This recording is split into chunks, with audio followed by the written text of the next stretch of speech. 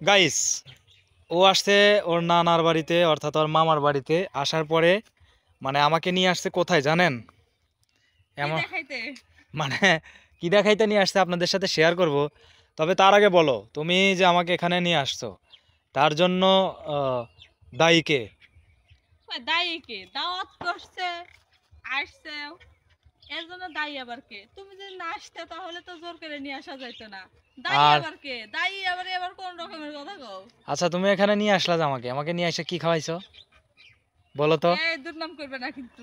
কি খাওয়াইছো বলো? ঈদের দিন মানুষ কি খায়? কি খায়? কি খায়? কি খায়? দুর্নাম করো কে? আচ্ছা গাইস, যাই হোক, ও কিন্তু মানে প্রথমেই কিন্তু দুর্নাম করছে।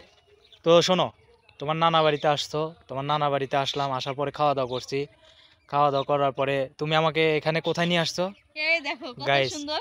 এই যে, এটা কোনো জায়গা হলো বলেন? চতুর্দিকে খালি ধান ক্ষেত, এটা কোনো ঘোরার জায়গা হলো?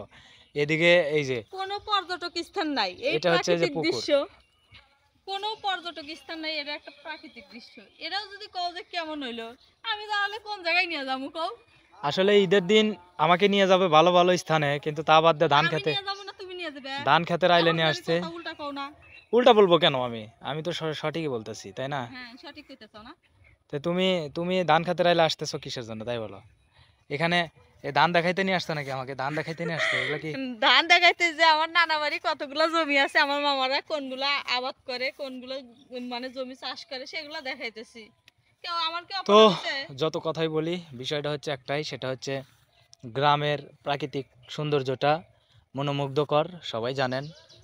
আর যারা গ্রামে বসবাস করি আমরা, অবশ্যই আমাদের ধান ক্ষেত বা যেই খ্যাতি বলেন না কেন, দেখতে বেশ সুন্দর। আর যেহেতু আজকে ঈদের দিন, সবাই সবাই ব্যস্ত, আত্মীয় স্বজন বাড়ি অথবা কেউ বাড়ি নিজের বাড়িতে, ঠিক আছে, কেউ ঘোরাফেরা নিয়ে ব্যস্ত। আমরা আসছিলাম একটু আমার মামা শ্বশুর বাড়িতে। আসার পরে ঘোরাফেরার তেমন কোনো স্থান নাই এখানে, তবে আসতে একটা দরকারে, মানে আমার একটু ঝামেলা আছে এখানে, ঝামেলাটার জন্যই আসা। বাট এসে তো কি আর করার, আ- হুম, আজকে তো এখানে থেকে যেতে হচ্ছে, তাই না? আজকে এখানে থাকতে হবে, তাই তো? হ্যাঁ, আর তুমি এখানে আসার পরে তোমার অনুভূতিটা কেমন তাই বলো? ভালো। আমার কেমন আবার ভালো? আমার এখানকার অনুভূতিটা আমার কাছে কেমন জানি, মানে অগোছালো অগোছালো লাগতেছে, কিসের জন্য জানি না। তবে এর আগে আমি বেশ, এর আগেও আসছি এখানে। আসার পরে ভালোই লাগছিল, বাট এখন কীরকম জানি বোরিং বোরিং লাগে। তো যাই হোক, কিছু করার নাই, থাকতেই হবে, যেহেতু আমার একটা কাজ আছে এখানে, ঠিক আছে? কি তো করবা, তোমাকে তো আর জোর করে নিয়ে আসি নাই, তুমি আসছো তাই। আর সব প্রবাসী ভাইদেরকে জানাই ঈদ ঈদ মোবারক। দেশের সকল কি রেমিটেন্স যোদ্ধা যারা দেশের বাইরে থাকেন, তাদেরকে জানাই আমার পক্ষ থেকে আন্তরিক শুভেচ্ছা ও ঈদ মোবারক।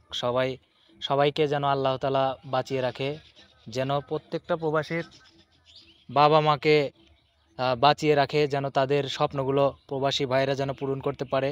এই আশা আকাঙ্ক্ষা নিয়ে আজকের মতো ভিডিও এখানেই রাখছি। আল্লাহ হাফেজ।